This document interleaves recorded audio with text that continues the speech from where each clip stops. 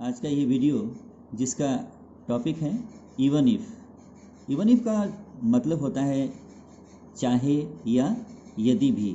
तो सही अर्थ है जो जैसे कि इफ़ मीनी यदि होता है, जैसे इवन मीनी भी होता है। लेकिन अब बात जहाँ की शाब्दिक अर्थ जो है कई बार काम करते हैं, कई बार नहीं भी करते हैं, लेकिन उतना स्पष्ट नहीं हो पाता जितना कि हम आमतौर पर किसी को बोलते हुए सुनते हैं। जैसे कहने वाले कई बार ये भी कहते हैं यदि भी अंदर आ जाता है वाक्य के, यदि आता है शुरू में, यदि भी। लेकिन ज़्यादा करके हम जो आमतौर पर सुनते हैं चाहे, ये वाली बात ज़्यादा आती, चाहे ऐसा हो, चाहे वैसा हो।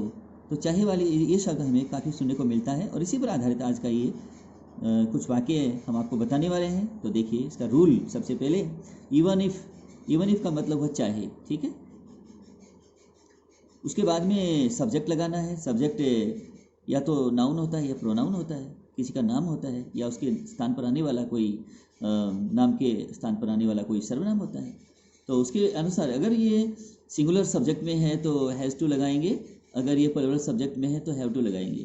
तो हैज़ टू किसके लिए होता है, जैसे सी है, ही है, इट है, या कोई एक वचन का कोई सिंगुलर नेम होता है तो हम उसके लिए हैज़ टू लगाते हैं। प्लूरल नेम के लिए हम हैव टू का यूज़ करते हैं, या प्लूरल प्रोनाउन के लिए हम हैव टू का यूज़ करते हैं। तो उसके साथ में प्लस में V1 का यूज़ करते हैं और उसके बाद में हम ऑब्जेक्ट लगाएंगे, उसके बाद कॉमा लगाएंगे। कॉमा के बाद में दूसरा जो है यही इसी वाक्य का जो सब्जेक्ट है यही सब्जेक्ट यहाँ पर आ जाएगा और आगे हम विल का यूज़ कर लेंगे, WILL विल का यूज़ कर लेंगे, क्योंकि गा गी गे के लिए। चलिए वाक्य देखते हैं। चाहे मुझे उसे मदद भी करनी पड़े, चाहे मुझे उसे मदद भी करनी पड़े तो मैं करूँगा। तो देखिए चाहे, इवन इफ, तो पहला लेटर जो है वो पहली सीडी का होना चाहिए। इवन इफ आई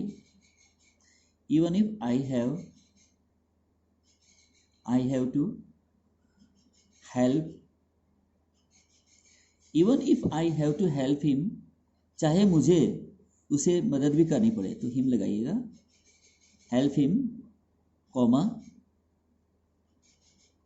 यही सब्जेक्ट जो है यहाँ लगाना है आई, उसके बाद लगाना है आपको विल, अंत में फुल स्टॉप लगाना है। तो देखिए even if I have to help him I will, चाहे मुझे उसकी मदद भी करनी पड़े तो मैं करूँगा। ये हो अगला वाक्य देखिए, अगर उसे वहाँ मार भी खानी पड़े तो वह खाएगा। तो देखिए अगर even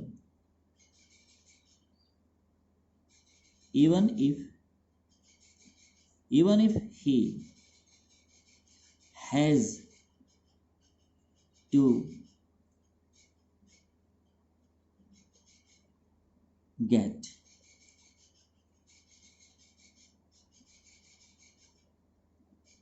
beaten,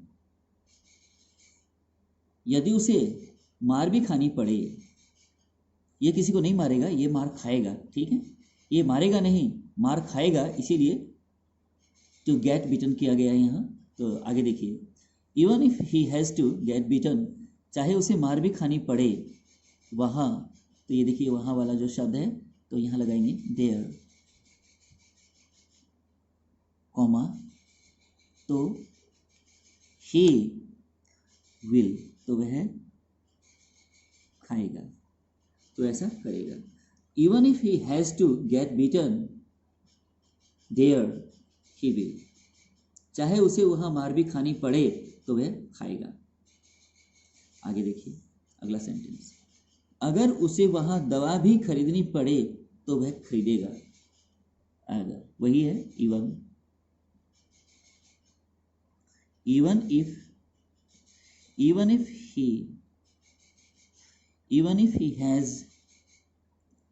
if he has to buy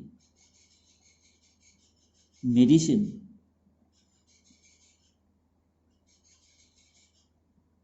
MEDICINES, medicines, even if he has to buy medicines, यदि उसे वहाँ दवा भी खरीदनी पड़े, कॉमा लगाइएगा, तो he will, तो वह खरीदेगा। Even if he has to buy medicines, he will, चाहे उसे दवा भी खरीदनी पड़े तो है खरीदेगा। अब ये वहाँ वाला जो शब्द है ये मुझे लगता है यहाँ लिखा नहीं गया था, तो यहाँ लिख देते हैं मेडिसिन्स देयर। मेडिसिन्स के बाद में आप देयर लिख दीजिएगा यहाँ ये अंत में, और उसके बाद में यहाँ कोमा लगाना है, उसके बाद में ही विल करना है। Even if he has to buy medicines there, चाहे उसे वहाँ दवा भी खरीदनी पड़े, ही विल, वह खरीदेगा। देखिए अगला वाक्य, अगर तुम्हें उसे कॉल भी करना पड़े तो तुम करोगे। Even if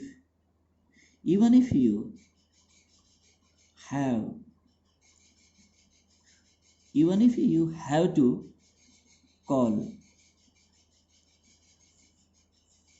call him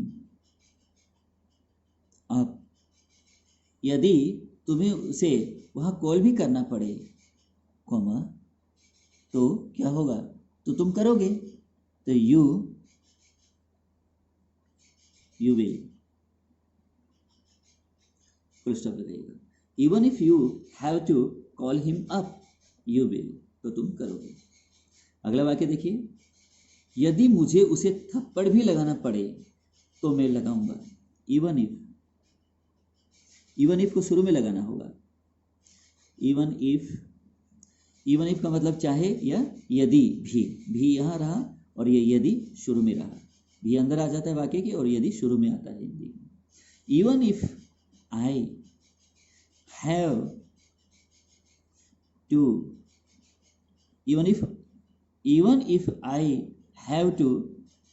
to slap, SLAP, slap him, तो आई विल, आई के साथ सेल नहीं लगाना है, विल ही लगाना है, क्योंकि आजकल ज़्यादा विल ही लगाते हैं। तो even if I have to slap him, चाहे मुझे उसे थप्पड़ भी लगाना पड़े तो आई विल, तो मैं लगाऊंगा, तो मैं ऐसा करूंगा। अब विल के बाद में दोबारा ये स्लैप वाला शब्द नहीं लिखना है, जैसे यहाँ ऐसे लिखा गया कि even if I have to slap him I will slap, ऐसा नहीं लिखना है। ये स्लैप वाला शब्द दोबारा नहीं आएगा, एक बार आ गया क्योंकि पहले वाले वाक्य का सब्जेक्ट है, यही दूसरे वाले वाक्य में आ रहा है, तो यही व्यक्ति है ये काम करने वाला, तो दोबारा ये दूसरे वाले वाक्य पर जोर दिया जा रहा है कि आई विल, मैं ऐसा अवश्य ही करूँगा, तो इसमें दोबारा ये वर्ब नहीं आनी है। देखिए आगे वाला वाक्य, चाहे हमें वहाँ डांस भी करना पड़े तो हम करेंगे, यानी डांस करेंगे, ऐसा दोबारा नहीं लिया है, हम करेंगे ऐसा ही है इसमें। तो देखिए even if we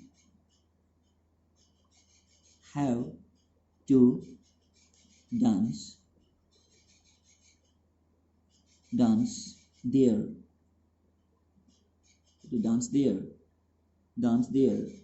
comma, we will,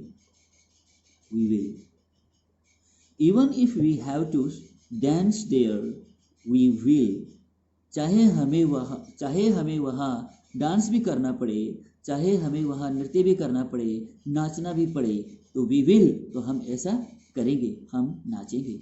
तो मुझे लगता है कि आज के सारे वाक्य आपको समझ में आ गए होंगे, और पूरा वाक्य समझें और पूरा वीडियो देखें और लाइक करेंगे।